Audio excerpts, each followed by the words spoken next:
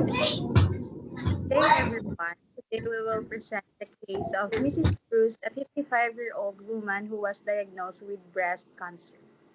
In September 28, she noticed a unusual mass upper quadrant of left breast, which prompted her to consult her pediatrician. Has significant medical history including hypertension, diabetes mellitus, chronic growth, and prevention excision of a breast cyst. Her family history is also notable as her sister died of breast cancer at the age of 54, while both her parents had hypertension and diabetes. Mrs. Cruz is currently on multiple maintenance medication of her chronic conditions. In summary, this is a case of a 55-year-old woman with breast cancer complicated by her chronic illnesses and family history, which highlights the needs for comprehensive and holistic nursing care. Diagnostic procedures and other findings will be discussed as we go along the presentation. So for question A, what are the possible risk factors that contribute to Mrs. Cruz's breast malignancy? So first factor that we have here is the age, which is 55 years old, postmenopausal. Risk of breast cancer increases with age, especially after menopause due to hormonal changes. So as we grow older, it also increases our risk or susceptibility to diseases. So the second factor is the family history of breast cancer because her sister died at 54 years old of the same cause. So breast cancer or breast malignancy has a strong genetic risk and may suggest BRCA gene mutation or familial tendency. The third factor is the history of breast cyst excision at 20 years old. So she has a previous benign breast disease that increase the likelihood of future malignancy. And then the fourth factor is the obesity or overweight implied by comorbidities. So fat tissue produces estrogen and inflammatory chemicals that can fuel breast cancer growth. The fifth factor is chronic kidney dysfunction and gout. So chronic inflammation and impaired immunity contribute to cancer risk. And the last factor is the postmenopausal hormonal changes. So the prolonged lifetime estrogen exposure without progesterone protection increases the chance of having this breast malignancy.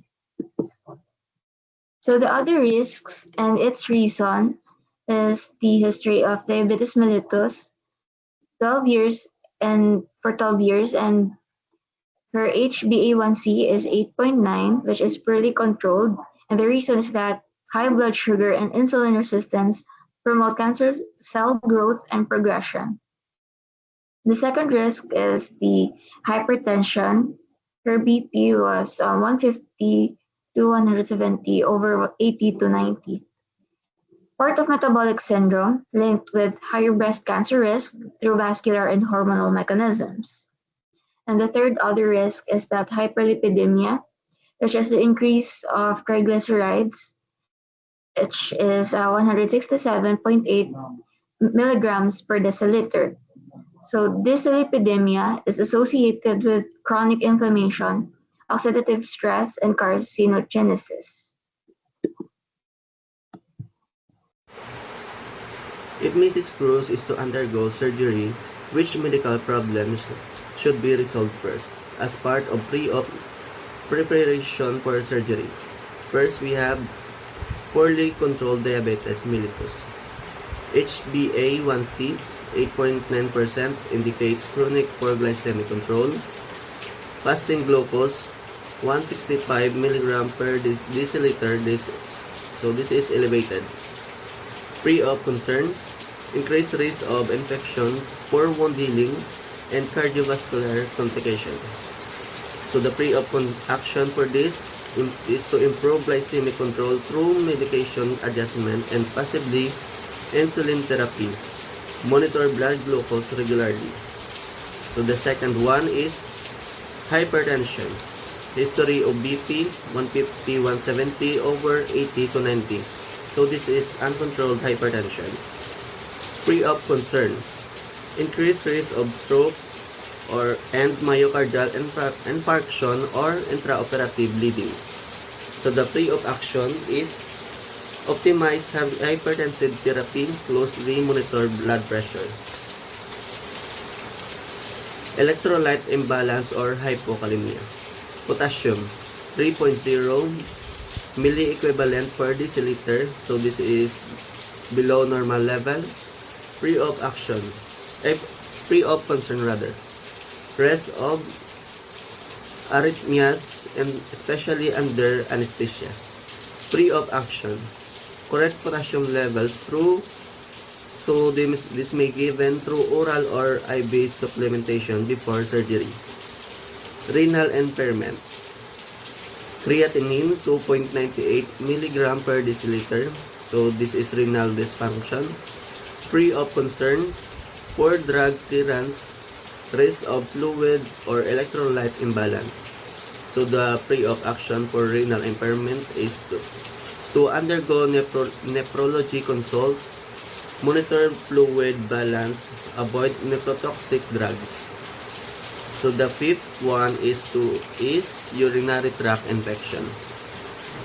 Urinalysis shows plus bacteria, pus cells 45 to 60 or HPF, plus sugar, free of concern for urinary tract infection, risk of systematic infection or sepsis post-operatively. So the free of concern action is treat with appropriate antibiotics. Ensure infection is cleared prior to surgery. Pulmonary issues, possible fibrotic PTB. Chest X-ray shows fibrotic infiltrates in both upper lobes, indicative of old or active pulmonary tuberculosis. Free of concern. Risk of respiratory compromise, infections, transmission, or post-op complication. So the free of action for pulmonary issues. Further evaluate tuberculosis status. Sputum AFB gene expert, treat or isolate accordingly. Conduct pulmonary function tests if needed. 7th, sinus tachycardia from electrocardiogram. Sinus tachycardia could be due to infection, hypokalemia, anemia, or anxiety. So the free of concern for sinus tachycardia may signify underlying cardiovascular stress.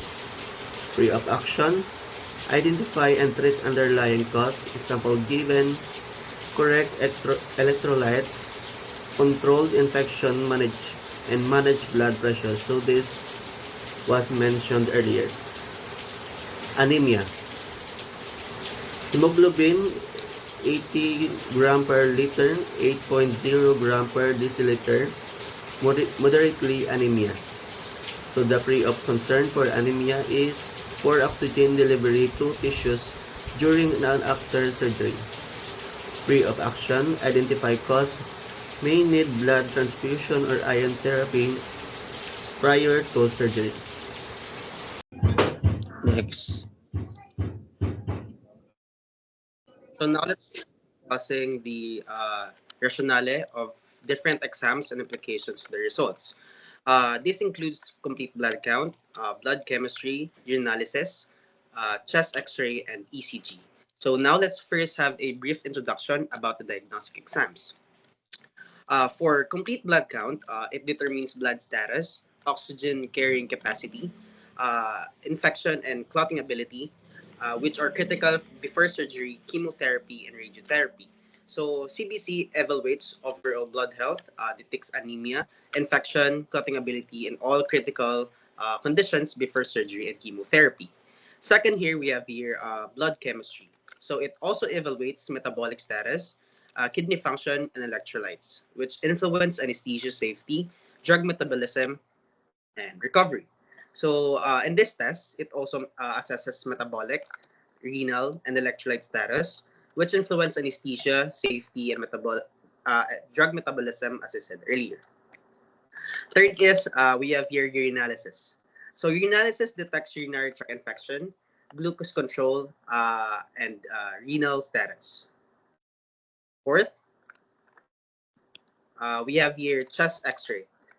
When we say about chest X-ray, it screens for pulmonary and cardiovascular abnormalities affecting anesthesia and surgery. So it screens for pulmonary diseases and cardiovascular affecting also anesthesia and surgical risk. So lastly, we have your electrocardiogram, also known as ECG. ECG evaluates heart rhythm and function before anesthesia. It assesses cardiac rhythm uh, before any type of surgery. So now let's proceed in discussing the complete blood count uh, results of the patient on the case scenario. So there are five components of CBC, which includes hemoglobin, red blood cells, hematocrit, platelets, and white blood cells. So now let's further discuss this one by one. So in our case, the hemoglobin content of our patient, its result is 80 grams per liters, which means that the normal value should range between 120 to 160 grams per liters. This indicates that the patient has low and severe anemia, poor oxygen delivery, increased surgical and anesthetic risk, and delayed healing requires correction before surgery. So this implies that the patient has a very low result, which can have a risk in performing later chemotherapy and surgery. So the hemoglobin, it contains the oxygenation of the blood, which has the proteins. Also, it goes hand in hand with the hematocrit content. So now let's proceed in discussing the red blood cells. So the red blood cells of the patient is 3.84 trillions red blood cells per liter of blood. So the normal range should be 4.2 to 5.4 trillions red blood cells per liter of blood. So this implies that the patient's red blood cells are slightly low, which confirms anemia. So again, if you compare the results on the hemoglobin, it also says that the patient has anemia. It goes hand in hand. So these are the number of circulating red blood cells in the body. It confirms impaired oxygen carrying capacity, may be due to chronic disease or bone marrow suppression. So now let's proceed in discussing the hematocrit of the patient. So what is this all about? So hematocrit is the percentage of blood volume which are occupied by RBCs. So the result of the patient is 0.30, which the normal range should be 0.36 to 0.46, which implies that the patient has a low reduced blood oxygen carrying capacity. Uh, this means that it reflects the decreased circulating RBC mass, which reduce the oxygen delivery. Uh, to discuss further, we have also here the platelets. So, what are platelets? The platelets in the body are the responsible for the blood clotting. So, in this case, the patient's platelet are normal. So, it contains 350 billion uh, platelet cells per liter of blood, which should be the normal value is 150 to 450 billion platelet cells per liter of blood, which indicates that the patient has normal adequate clotting ability, which lowers blood risk during and after surgery. Clotting function is, of course, intact, which means that the patient is good for surgery. It lowers also the bleeding risk. Uh, Lastly, we have here the white blood cells. So what does the white blood cells does to our body? In our patient case, and of course in our case, the white blood cells are the immune system cells that fight infections. So they are the ones who are responsible in fighting new microorganisms that attaches to our body. So in our case, the patient's WBC is uh, extremely high, which indicates there are 20.30 billion white blood cells per liter of blood, which should be the normal value, can range to 4.0 to 11 billion white blood cells per liter of blood. So this indicates that the patient's case has elevated leukocytosis, suggesting infection or inflammation, supported by UTI and in their analysis that should be discussed later on and must be treated in pre-operation. So it is likely an active infection based on the results of the urinalysis that will be later discussed, which indicates positive pus cells, positive bacteria that needs to be resolved before surgery. It could also be stress response or malignancy-related inflammation, but most likely it is in infection. So now let's proceed in blood chemistry. So in the blood chemistry, we have here these components. We have here triglycerides, creatinine, uric acid, sodium, potassium, glucose, and uh, glucosylated glucose or HB1AC as uh, seen in the slide. So let's first discuss the triglycerides of the patient's case.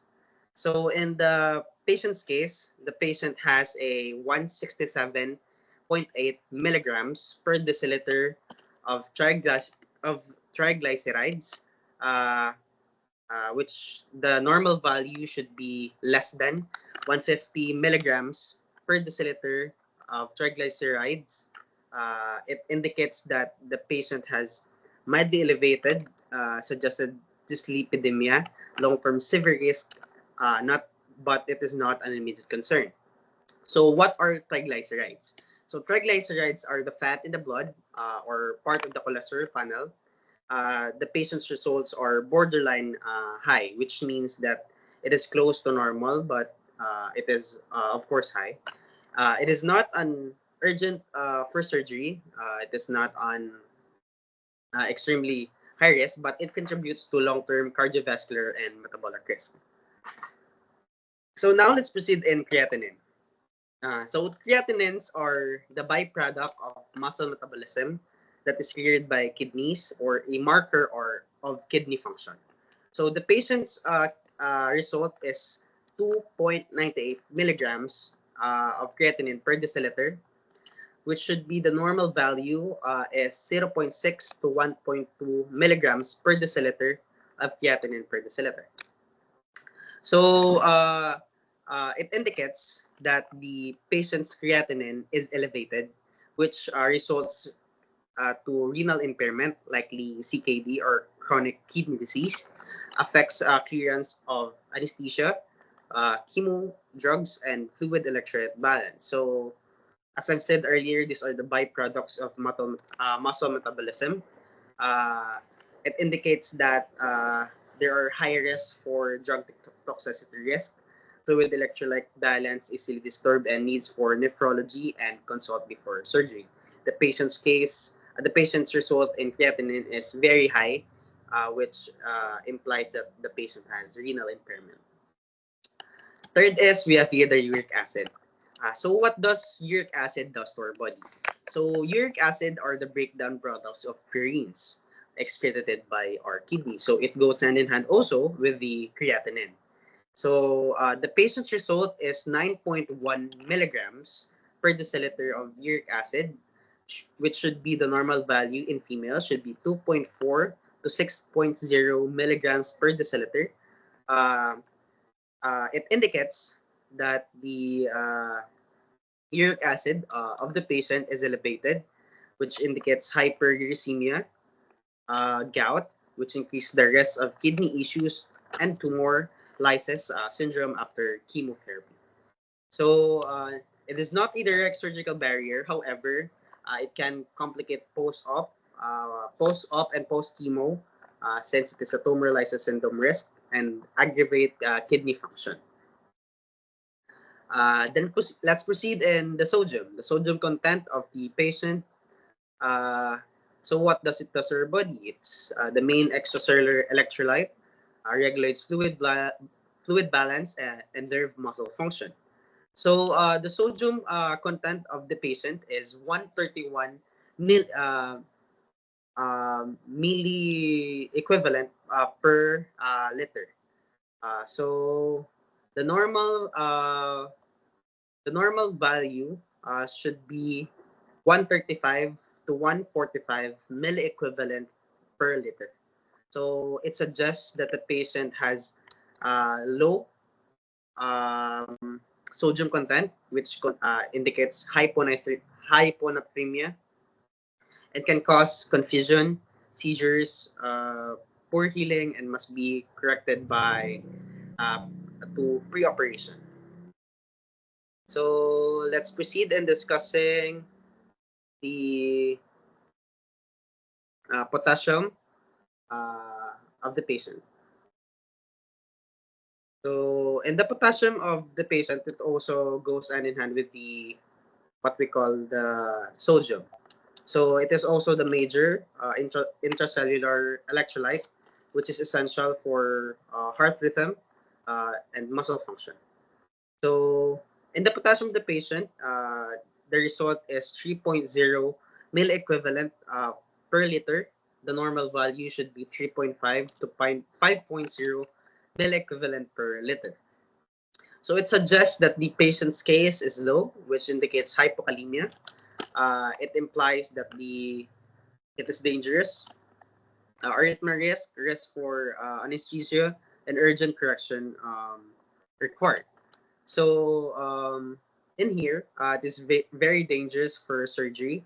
It can cause life-threatening arrhythmias under anesthesia and needs urgent correction.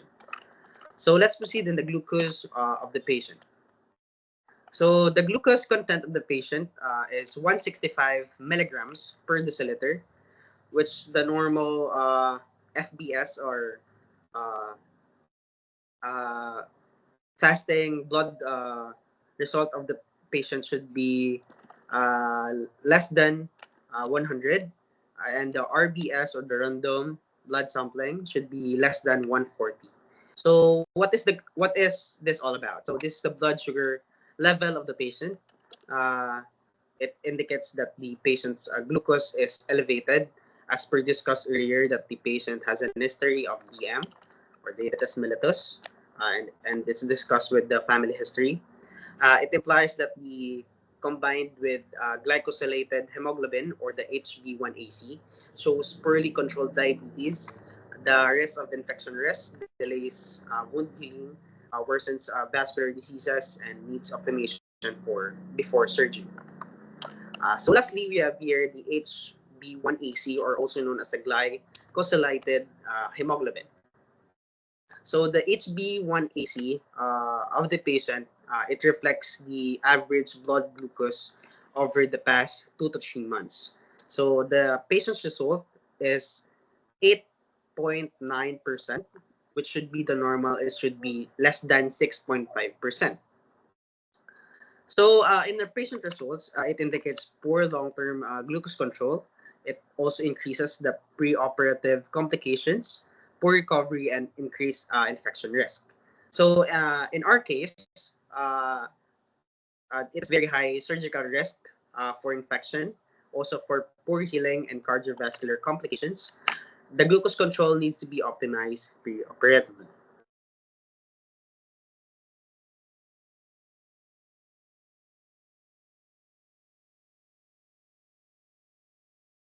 Next is the patient's urinalysis. The appearance is yellow, slightly turbid. The normal appearance should be clear, pale yellow.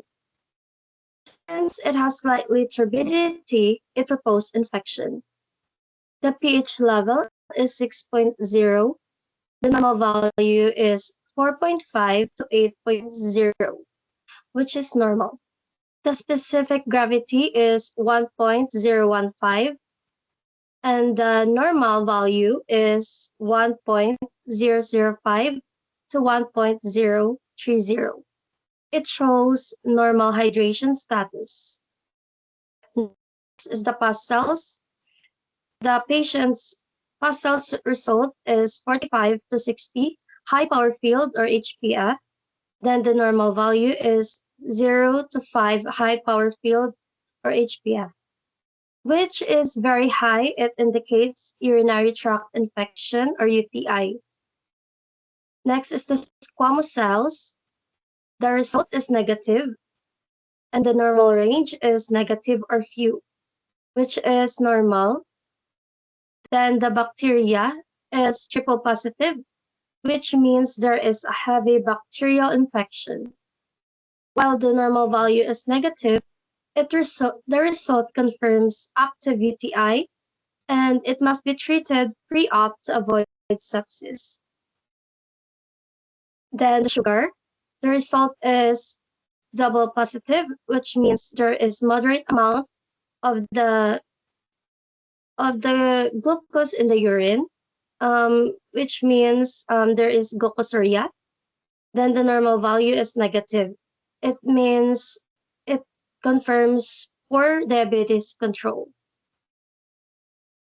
Then let's move on to the chest X-ray lab results.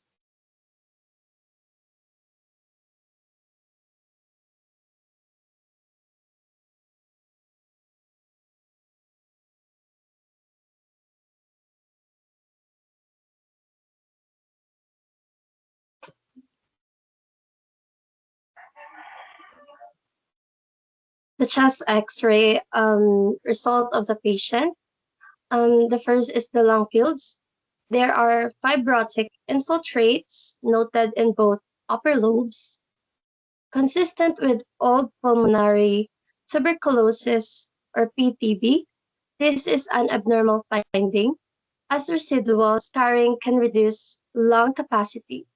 High risk of postoperative pulmonary complication. The normal lung finding or lung fields should be clear lung fields, no infiltrates, no consolidation, and no evidence of fibrosis or scarring. This would indicate normal lung capacity and a low risk of postoperative pulmonary complications. Next is the aorta, is described as atheromatous, indicating atherosclerosis. This is also abnormal and signifies a high cardiovascular risk during anesthesia and surgery. The normal finding of the aorta should be normal in caliber and contour, with no evidence of atheromatous changes. Then the diaphragm and sinuses, both are intact with no pleural effusion, which is normal and favorable finding. Then lastly, the ECG result or the electrocardiogram. The ECG revealed sinus tachycardia. This indicates a normal sinus rhythm, but with an abnormally elevated heart rate. The possible causes include anemia, infection, or electrolyte imbalance. If the underlying cause is not corrected, it increases the risk of intraoperative cardiac stress and complications.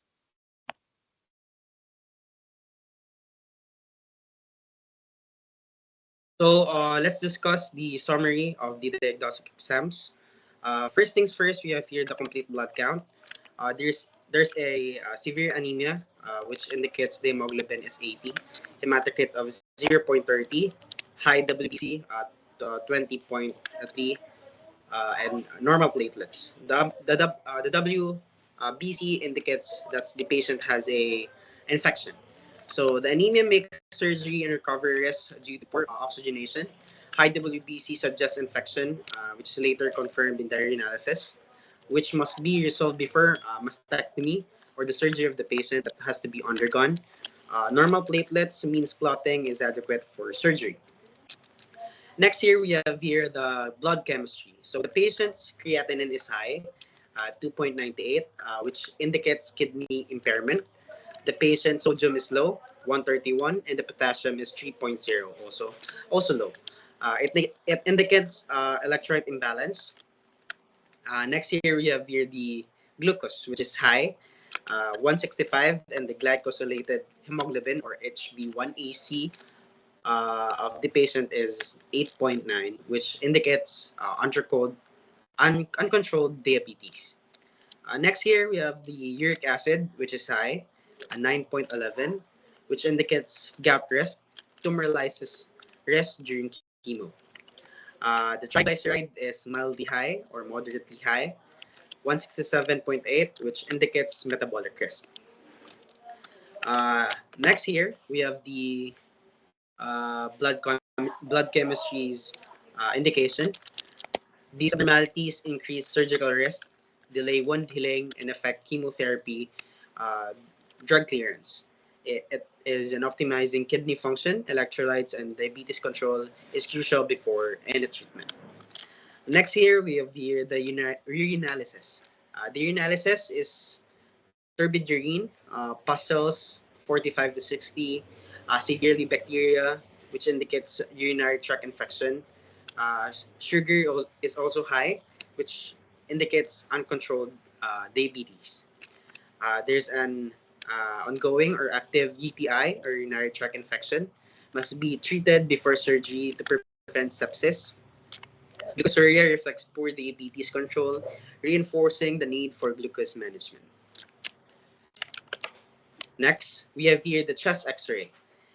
In the result, fibrotic infiltrates in both upper lobes, which indicates there's an old pulmonary tuberculosis, atheromatous or aorta or atherosclerosis. Old TB scars reduce lung capacity. It also increases the post-pulmonary complication. Atherosclerosis signals high cardiovascular risk during anesthesia and surgery. And lastly, we have here the ECG or the electrocardiogram of the patient, which indicates that the patient has sinus tachycardia.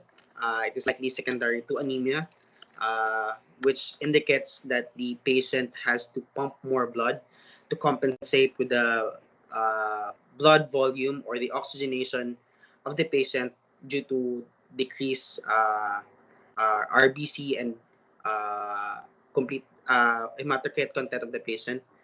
uh, it also indicates infection or electrolyte imbalance. If not corrected, it is an increasing risk of cardiac stress during surgery.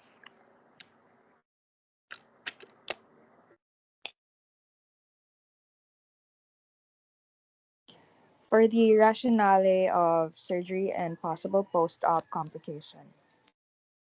Modified radical mastectomy or MRM removes breast tissues and axillary lymph nodes, reduces tumor burden, prevents metastasis, and provides local control in infiltrating ductal carcinoma.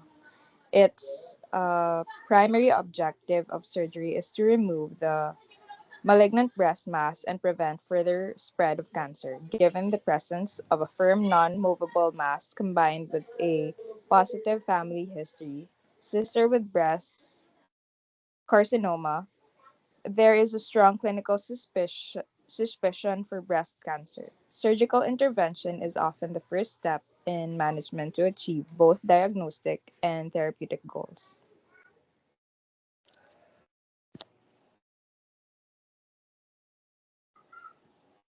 For the possible complication and management, first is the hemorrhage or hematoma.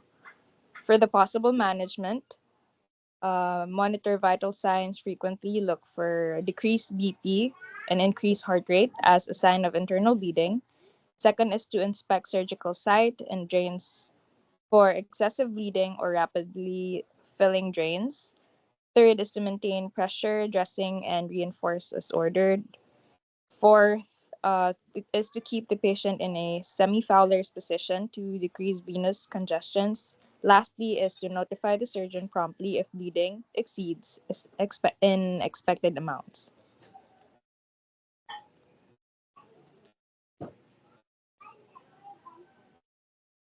Next is infection or wound or systemic. The first nursing management is to use strict aseptic technique when handling wounds and drains. Monitor for fever, leukocytes, erythema, warmth, or purulent drainage. And third is to administer prescribed antibiotics promptly. Next is to optimize glycemic control to promote healing and educate patient to report any new swelling, redness, or discharge after discharge. Next is lymphedema of the affected arm. The first nursing management is to elevate the affected arm above heart level as much as possible. Second is to encourage gentle hand and arm exercises to promote lymph flow. Third is to avoid blood pressure measurement injections or light clothing on the affected arm. Fourth is to educate the patient on lifelong risk reduction, avoid cuts, bumps, or insect bites that can trigger infection and swelling. Lastly, lastly is to consider referral to a lymphedema specialist or compression garment fitting if chronic swelling occurs. Next is impaired mobility. First, nursing management is to encourage early ambulation and gradual range of motion exercises. Next is to administer analgesics prior to physiotherapy to maximize participation. Third is teach patient to avoid heavy lifting initially but maintain gentle activity to prevent contractures. And refer to physical therapy for guided exercises programs if stiffness persists. Next is the seroma formation or fluid accumulation under wound. Uh, First, nursing management is to monitor drainage tube output carefully. Next is to empty and measure the Jackson Pratt or JP drain or hemovac drains as prescribed. Third is to report sudden increased drainage volume or localized swelling and maintain sudden suctions to prevent infection. Lastly is the psychological and emotional distress. The first nursing management is to provide empathetic support and encourage verbalization of fears and concerns. Second is to refer to support groups, counseling, or psychiatric services if distress is significant. Third is to involve family members to strengthen the patient's support system. And lastly, reinforce that additional therapy, such as chemotherapy, radiation, or hormonal therapy, will be planned to further reduce recurrence risk. So, to conclude, surgical removal of a malignant breast mass is critical to achieve local control of disease, prevent metastasis, and improve long term survival. Post operative nursing management focus on vigilant monitoring for bleeding, infections, aroma, formation, and lymphedema, as well as maintaining mobility, controlling pain, and supporting the um, patient emotionally. Comprehensive care is including physical rehabilitation, education, and psychosocial support, optimize recovery, and enhance quality of life.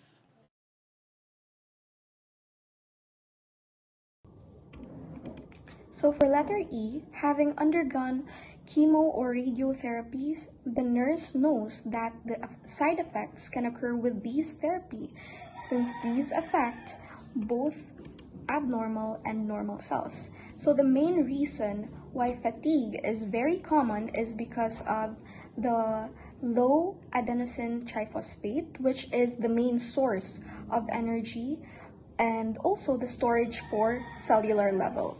So this adds up with low oxygen supply, which causes the muscles to fatigue quickly, even during light activity. So the body conserves energy to prioritize healing, so the patient feel compelled to rest. So we have here the second one, which is cancer pain that is usually described as nociceptive or neuropathic. So the main difference between nociceptive cause is the damage of non-neural tissue, which is your skin, your bone, and even your organs. So this usually leads to tissue damage, which is described as aching or throbbing, and it is usually localized. So for the neuropathic cause of pain and cancer, this is the direct injury or dysfunction of the nerves themselves. May it be the peripheral nervous system or the central nervous system. So neuropathic is from nerve damage and is described as a burning or tingling or even shooting effect, often in your hands or feet, or let's just say your extremities. The third one is your depression, anxiety, and mental health. So one of the key reasons why mental issues usually occur is because of your hormonal imbalance. There will be a lot of inflammation and neurotransmitter changes. So this affects or alters your nerve or brain moods. So chemo and radiotherapy affect your thyroid, your adrenal, sex hormones, and pituitary hormones. All of these which play a major role in energy, mood, and stress response, explaining why mental health and fatigue issues often occur. The next one will be nausea and vomiting. So there are a lot of chemo drugs, or the radiation can activate the brain CTZ. So what does CTZ mean? CTZ is the chemoreceptor trigger zone, and it would also affect the vomiting center. So there will be a lot of gut irritation that releases serotonin to stimulating the vagus nerve. So the vagus nerve, usually when it stimulates, it also affects your GI system. So the radiation caused will also stress or worsen the symptoms. So the next one is your bone marrow suppression. So what happens if bone marrow suppression occurs? This will lead to the decreased production of RBCs. So after the decreased production of RBCs, anemia occurs. So after anemia occurs, there will be a sudden muscle weakness, or let's just say fatigue in your body. So this would also cause white blood cells, the decrease of white blood cells, which is also termed as leukopenia, which puts the patient at risk for infection. And lastly, we also have thrombocytopenia, which is the decrease of platelets. And this also risks the patient for bleeding. So the next one here is very common among patients, and this is alopecia, which is hair loss. This happens because chemo and radiation damages the fast dividing hair follicle cells. This leads to temporary or even permanent hair loss. The next one is loss of appetite or weight loss. So there will be a lot of changes in your taste due to the treatment side effects. And the disease progression often result to reduced food intake. So this is triggered by CTZ again because of the activation of GI irritation, which again leads to reduced food intake. So this is linked with weight loss as well. So we have here constipation because of opioid, pain relievers, antiemetics, and other chemo drugs that slows the bowel movement. So nausea and vomiting, again, is the result of weight loss and also loss of appetite. So what happens if nausea and vomiting occurs? This will reduce fluid or even fiber intake, which causes your constipation. So the next one we have here is immunosuppression, or the increased risk of infection. This is tackled earlier with your bone marrow suppression. So for immunosuppression, which is the risk for infection, is again caused by low white blood cells. So the higher risk of infection, even from minor exposures, this would also lead to fatalities or even death. So even fever can also be a sign of infection because it is a natural process of your body. So this often results to strict infection control, from monitoring your CBC or administering GCSF if prescribed. So the next one is our bleeding tendencies. So what happens with bleeding tendencies? Again, this is linked to your bone marrow suppression, which means there is thrombocytopenia, or a decreased count of your platelets. So this usually results to easy bruising, petechiae, bleeding gums, or risk for internal hemorrhage. So the next one would be neuropathy. So there are neurotoxic chemo drugs such as vincristine, cisplatin, paclitaxel, or radiation-induced nerve injury. So one of the common side effects or the common symptoms would be tingling, numbness, burning, or shooting pain in your extremities. So we have here oral mucositis. Oral mucositis is caused by chemo or radiation damage that rapidly divides your oral mucosal cells. So the effect is very painful, especially for mouth ulcers. There is a difficulty in eating or even swallowing, and there is a risk for infection. So the next one we have here is xerostomia, which is dry mouth. This is caused by salivary gland damage due to head and neck radiation therapy. So there will be changes in the patient's sensation, which is their taste, and this leads to loss of appetite. This will also lead to periodontal diseases, inflammation, and ulceration, and it can also cause dental caries. So delayed radiation-induced xerostomia can occur up to 1 year after treatment from fibrosis of the salivary gland and is typically permanent. So lymphedema is the radiation or surgery damages that causes lymphatic drainage on it is usually localized in your breast or axilla. So this often results to swelling of limbs or heaviness, and it is also a risk for infection. It can occur months to years after treatment and is a chronic condition which can be managed, but it does not typically cure out. So there are numerous modalities that can prevent lymphedema from occurring or reduce its progression. So the next one is diarrhea. So it is also common because chemo and radiation injure rapidly, dividing your GI mucosal cells. This will affect your loose stools, your dehydration, and even your electrolyte imbalance, which usually occurs and affects your weight loss. So the next one would be dermatitis. Approximately 80% of patients treated with radiation therapy experience a form of skin irritation, ranging from hyperpigmentation to ulceration. So this can also result to erythema.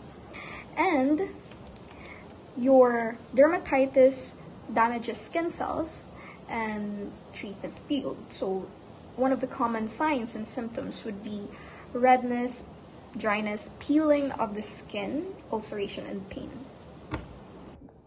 So for the next one is your skin and nail changes. The chemo affects keratin-producing cells. This will lead to dry or itchy skin, hyperpigmentation, or even brittle nails.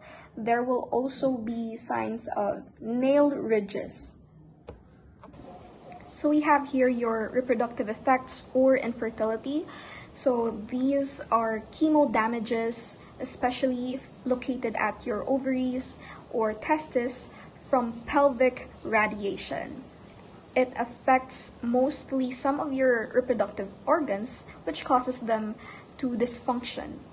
So this causes infertility, early menopausal, low testosterone, and sexual dysfunction. So the last one is the cognitive changes or the chemo brain. So chemo drugs cross the blood brain barrier. So this is your also known as your BBB. This causes inflammation or oxidative stress, and this will lead to neurotransmitter changes. So what happens if cognitive changes occur? There will be memory lapses, poor concentration, slower thinking, and even memory fog. Guys, skip ko na di ang pork ma-proceed to din sa question F.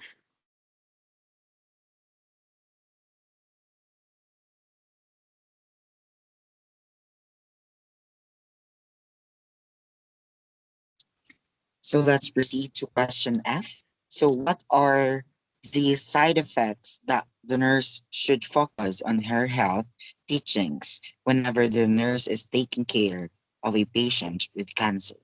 Give the management. So there are 15 health teachings and we will discuss it now. So first is for nausea and vomiting.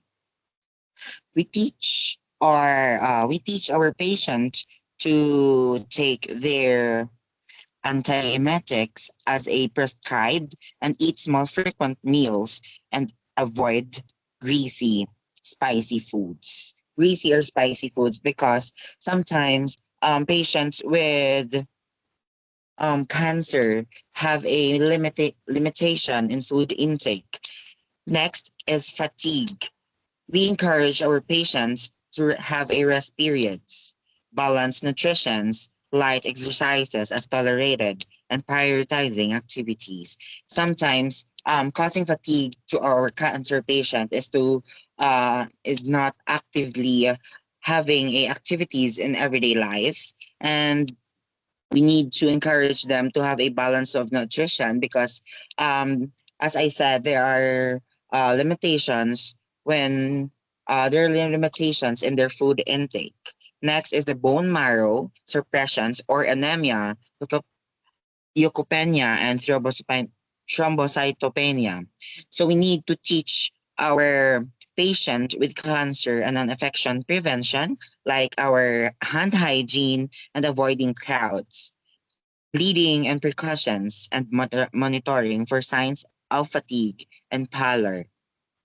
We need to teach them to prevent some any complications, not just like cancer, but we can call that erythema or a redness in the skin or any kinds of infections. Next slide, please. Next is oral mucositis and stomatitis. We need to advise our patient to have a soft diet, a good oral hygiene, saline mouth rinses, and avoid irritants like alcohol or spicy food. Sometimes oral mucositis or stomatitis is caused by a food intake, just like our spicy food, and also alcohol, because alcohol contains yes. And we need to have or advise our patient to have a soft diet, not because it's not to some of our cancer patient cannot tolerate hard meals or any kinds ng mga foods. And we need to also to teach our advise our patient to have a oral hygiene because sometimes cause ng oral mucositis and stomatitis is lack of oral hygiene. Next is alopecia. We need to provide a emotional support to our patient with cancer and suggest use of wigs, hats, or scarves, and reassure that hair may regrow after therapy. We need to provide emotional support, guys, to have them a to know them that we are here to support them. And also some of our cancer patients have low self-esteem rather, and a confidence to themselves. Next is the skin reaction or from the radiotherapy. We need to instruct our patient to keep irradiated areas clean and dry, avoid scented lotions, soaps, and protect from sun exposures. We need to teach them or to instruct them na to have a loose nga mga clothes just like sa aton nga auxiliary or sa aton nga hita. Next slide, please.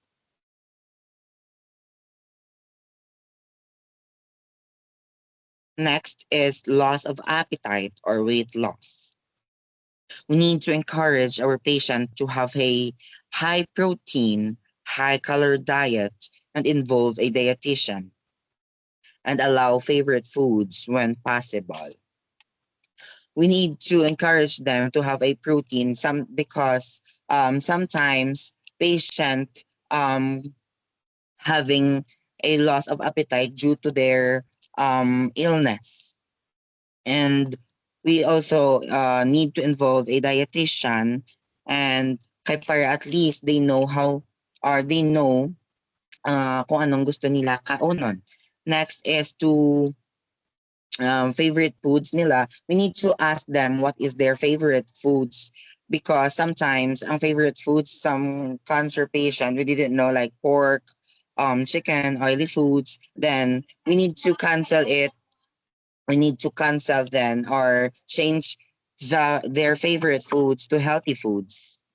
Next is diarrhea and constipation.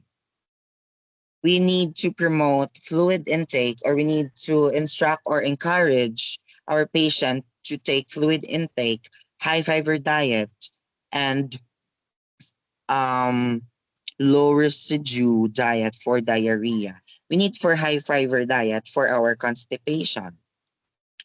Next is immunosuppression or increased risk of infection. Just like I said, that we need to encourage, to teach, or to persuade our patient to have hand hygiene, hand washing, and avoid raw and undercooked foods, limit exposure to crowds or sick individuals, and report fever immediately.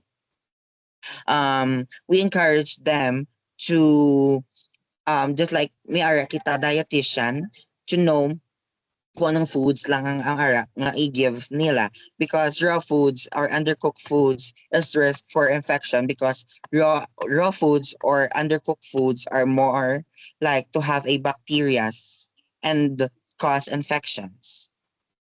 Next slide, please. Next is to health teaching is bleeding tendencies or due to low platelets. So we need to instruct our patients to use soft toothbrush, avoid razors and contact sports, report unusual bruising or bleeding, and monitor platelet count. We need to instruct them to use a soft bristles or soft bristle toothbrushes because some cancer patients have a soft gums. So when they need to brush their teeth, sometimes they cause bleeding. And need to explain that to our cancer patient not to avoid razors and kay sometimes if mag-use la razor sa ilang bird or beard rather cause ano siya pilas and maka-cause pa na siya sang infections and to cause like a more bacteria. Next is neuropathy or a tingling, numbness, pain in extremities like lower and upper extremities. We need to advise our patient to have a safety precautions to prevent falls or burns, wear protective footwear, and report worsening symptoms. We need to advise them whether they go outside or inside their houses to prevent any kinds of infections or any kinds of swelling lower and upper extremities. Next is skin and nail changes. We need to instruct our patient to protect their skin from the sun and avoid tight clothing on irradiated areas. We need to use mild unscented moisturizers and keep nails trimmed and clean. Sometimes, makakause infections ang nails nga laba or long nails and not clean. Next is to protect man ang aton, protect their skin because some cancer patients have a sensitive skin. Next slide, please. Next is reproductive effects or infertility. Provide counseling on patients with cancer for fertility preservation options or safe sexual practices and contraceptive using during or the treatment. We need to also to provide counseling and emotional support to those cancer patients who needs our help and advices na to have a fertility preservations. We need to give them some options or practices, or we can give them having them a symposium regarding on fertility preservation or sexual practices or safe sex practices rather. Next is cognitive changes or the chemo brain. We need to encourage our patient to use planners, reminders, and we need also to encourage our patients to have a adequate rest and mental exercises and reassurance that symptoms often improve over time. So we need to encourage or persuade our patient to have a planner and reminders. So some cause just like our chemotherapy their ang ginaigo nila is brain, and sometimes our patient having a what do you call that, gakalipat sila. So we need to instruct them to have a planner, at least to write it up kung anong gusto nila obrahon or what they do. Okay, yeah. And tell them or tell their folks na to talk to them every single day, to have their mental exercises, and to tell them that um their illness will gone and improve their health. And lastly, emotional and psychological issues, just like anxiety, depression, or a body image disturbance. We nurses offer support or emotionals, or we can offer a support groups, counselings, and open communication, and encourage families or folks to involve in care.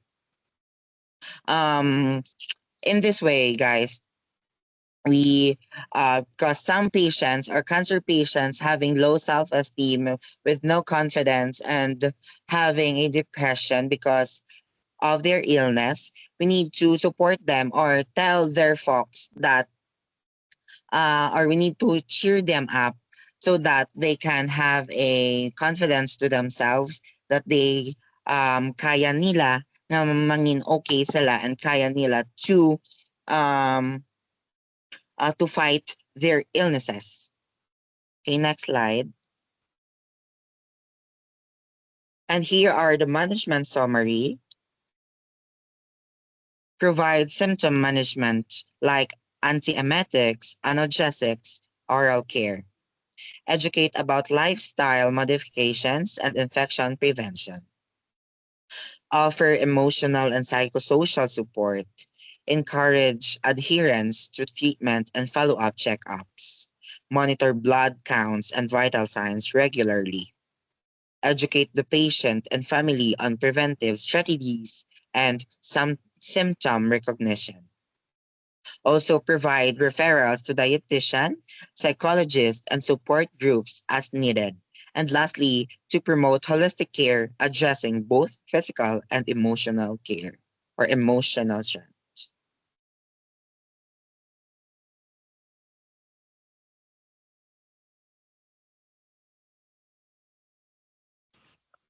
So, I will be discussing the possible oncologic emergencies that may occur in the case of Mrs. Cruz, a 55-year-old patient diagnosed with breast cancer.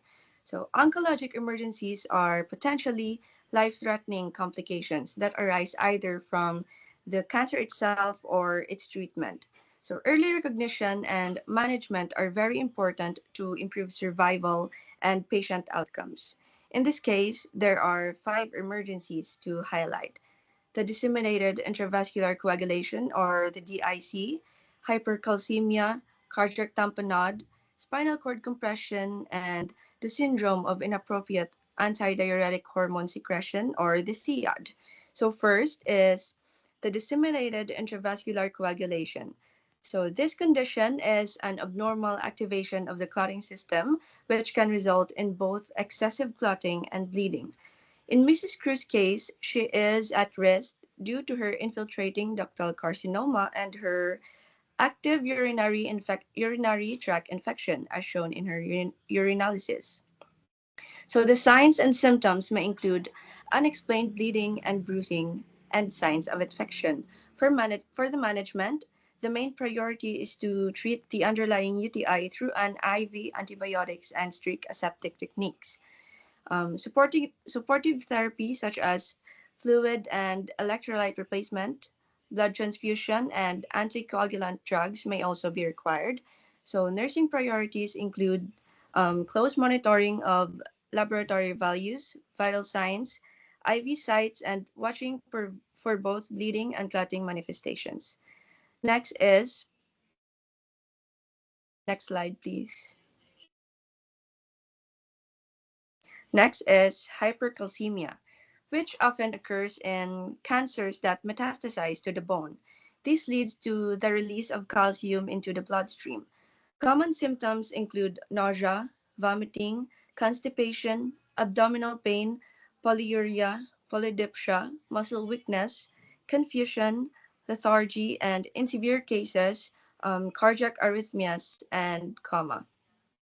Management includes IV hydration with normal saline, loop diuretics, and furosemide, biphosphonates, calcitonin, and in very severe cases, dialysis. Nurses must really monitor neurologic status, cardiac rhythm, fluid balance, and educate the patient and family about the early warning signs. Third is, next slide, please. Third is cardiac tamponade, which is the accumulation of fluid in the pericardial sac, compressing the heart and reducing its ability to pump effectively. So the classic signs include hypotension, muffled heart sounds, and jugular vein distension. Other symptoms are dyspnea, tachycardia, chest pain, and anxiety. So the management involves pericardiocentesis to drain the fluid, oxygen therapy, IV fluids to support blood pressure, and in recurrent cases, a surgical procedure called um, peri- pericardial window. So nurses plays a vital role in monitoring vital signs, ECG, observing for jugular vein distension, and preparing the patient for emergency procedures. The fourth emergency is, next slide, please. The fourth emergency is the spinal cord compression, which occurs when a tumor presses on the spinal cord. So the symptoms include severe progressive back pain, weakness, numbness, tingling in the extremities, loss of coordination, and in late stages, bowel and bladder dysfunction or even paralysis. So management includes high dose corticosteroids like dexamethasone to reduce the swelling, radiation therapy to shrink the tumor, and surgical decompression when necessary. So nursing care focuses on early detection of neurologic changes, effective pain management, maintaining bowel and bladder function, and providing psychological support. So finally, we have the SIAD, or the syndrome of inappropriate antidiuretic hormone secretion. This is caused by the excessive release of antidiuretic hormone, leading to water retention and dilutional hyponatremia. Symptoms include headache, nausea, vomiting, fatigue, disorientation, muscle cramps, and in severe cases, seizures. So management involves fluid restriction, hypertonic saline for severe hyponatremia, loop diuretics, salt tablets, and vasopressin receptor antagonist. So nursing responsibilities include strict intake and output monitoring, daily weights, monitoring sodium levels, assessing neurologic status, and instituting seizure precautions. So in summary, oncologic emergencies such as the DIC, hypercalcemia, cardiac tamponade, and the spinal cord compression and the SIAD are all life-threatening but manageable if recognized early. So the nurse's role is critical not only in detecting warning signs but also in implementing timely interventions, monitoring patient response, and providing emotional support to the patient and family. So, with proper care, complications can be minimized and quality of life can be preserved. Thank you.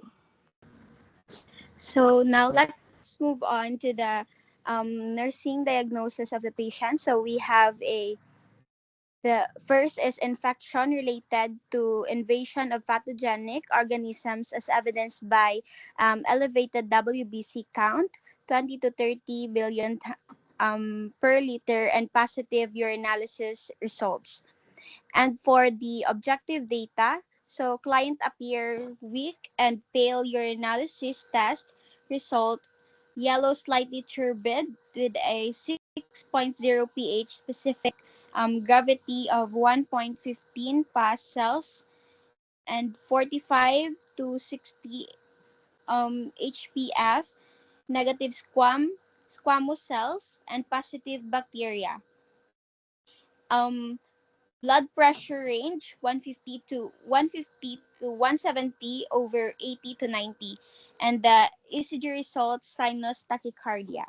So the goal is after 8 hours of nursing intervention, the patient will remain with stable vital signs report, decreased discomfort, and demonstrate proper infection prevention practices. And for the rationale, the infection occurs when pathogenic organisms invade body tissues, activating the immune and inflammatory response. So this leads to an elevated WBC count and abnormal urinalysis findings. Early recognition and prompt interventions are essential to control infection, prevent systemic spread, and promote recovery.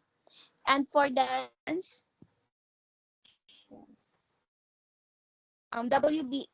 higher WBC plus abnormal urinalysis, clinical signs of infection, and nursing and medical interventions that leads to infection control and healing.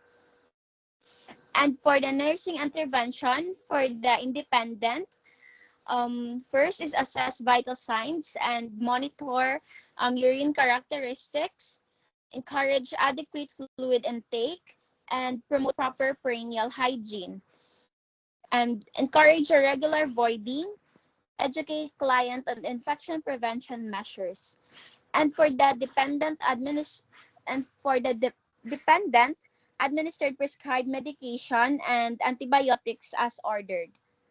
And for the collaborative, so collaborate with a healthcare provider for appropriate antimicrobial therapy, and coordinate with infection control for appropriate precautions.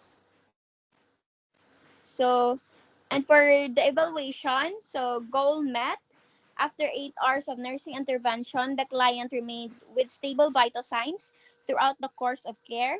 Urine output appeared clearer with no foul odor noted, and no clinical manifestations of infection such as chills, dysuria, or suprapubic tenderness were observed. So next is for the second nursing diagnosis. So acute pain related to surgical incision and radiotherapy side effects. So for the objective data, gramizing guarding left upper quadrant, elevated heart rate or BP of 150 to 170 over 80 to 90 during episodes of diaphoresis, limited movement and activity. And goal within 8 hours of nursing intervention, the patient will report a reduction of pain level of um, less than 3 over 10 on a 0 to 10 pain scale, and will demonstrate understanding on relaxation techniques and proper positioning to reduce discomfort. And for the rationale of the nursing diagnosis, so surgical incision and radiotherapy cause tissue and nerve irritation. So which leads to acute pain that affects comfort, rest, and daily functioning. Effect management promotes healing and recovery. And for the schematic diagram, so surgical incision and radiotherapy effects, tissue nerve irritation and inflammation, acute pain that affects comfort, sleep, mobility, daily task. And for the nursing intervention and independent, so first is assess pain regularly using a standardized pain. So the rationale is it provides baseline data and monitors effectiveness of intervention. Next is encourage relaxation and distraction techniques. So the rationale is it helps reduce perception of pain and decreases anxiety. Third is educate on proper positioning and wound support. So the rationale is to minimize strain on incision and lessens discomfort. Next is provide a quiet environment and cluster nursing care.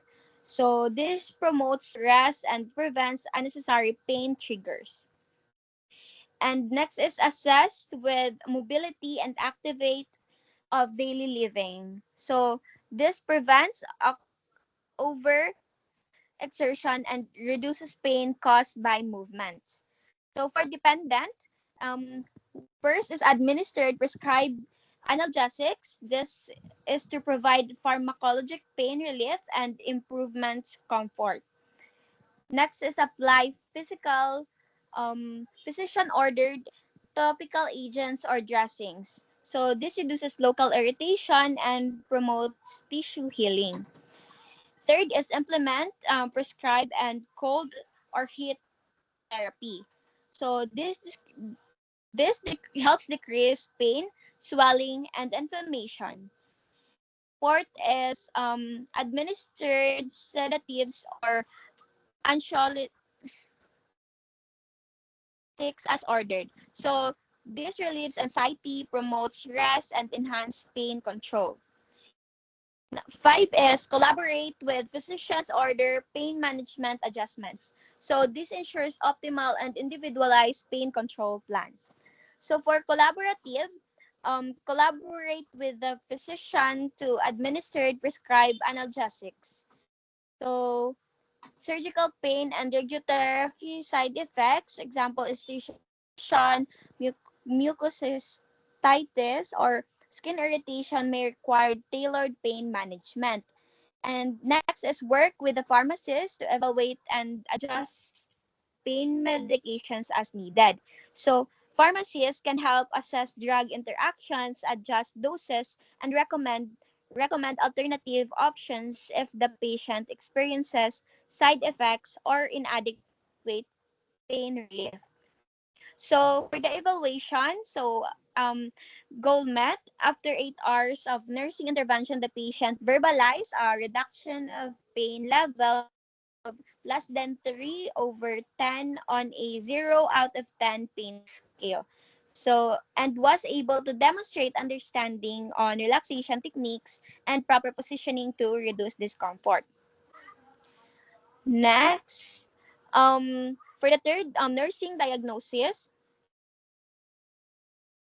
an effective breathing pattern related to fibrotic changes in the lungs, as evidenced by chest X-ray finding possible dyspnea.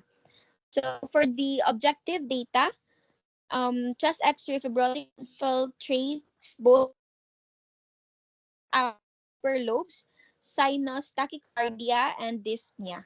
Within 8 hours of nursing intervention, the patient will demonstrate an effective breathing pattern as evidenced by absence of dyspnea, normal respiratory rate, oxygen saturation more than 95%, and ability to perform basic activities without distress.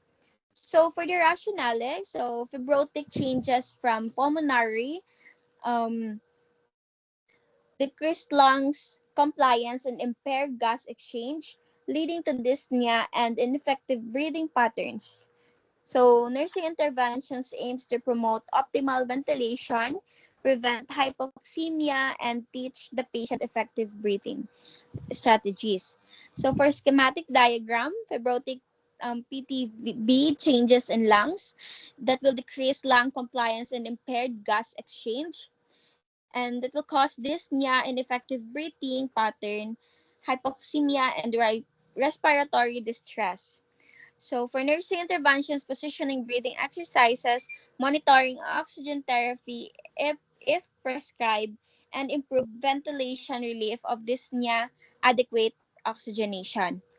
And for the nursing intervention, the independent is to assess breath sounds and other vital signs. So the rationale is to monitor for changes in lung sounds, respiratory rate and depth, and oxygen saturation closely for worsening or improvement.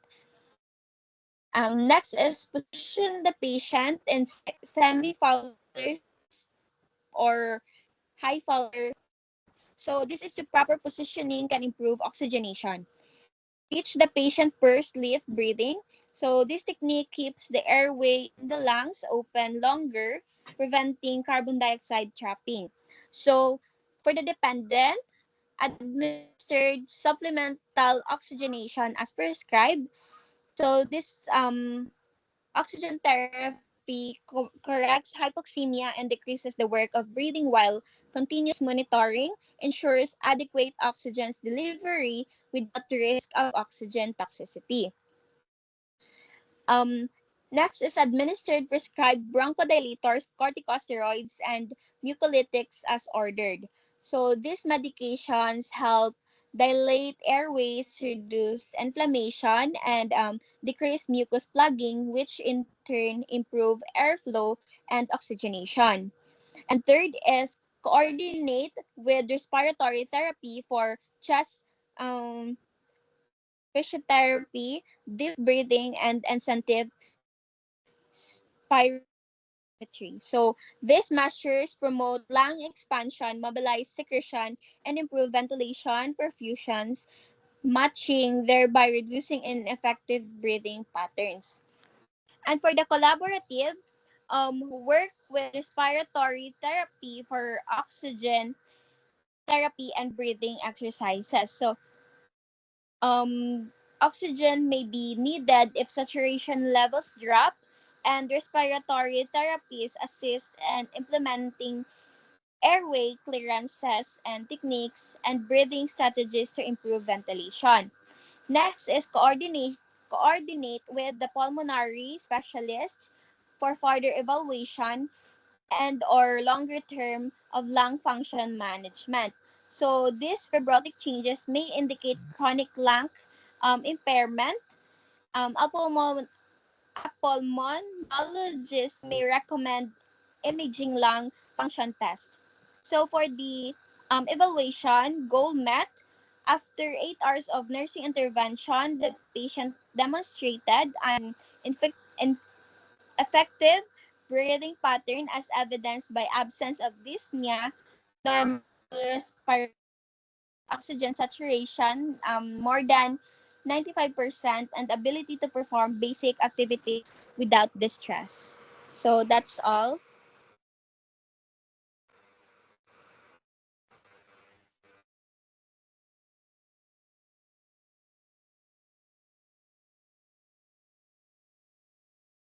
Guys, thank you for for joining. Pwede ko na and ang meeting. Thank you, Gab.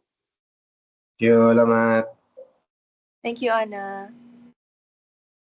Thank you.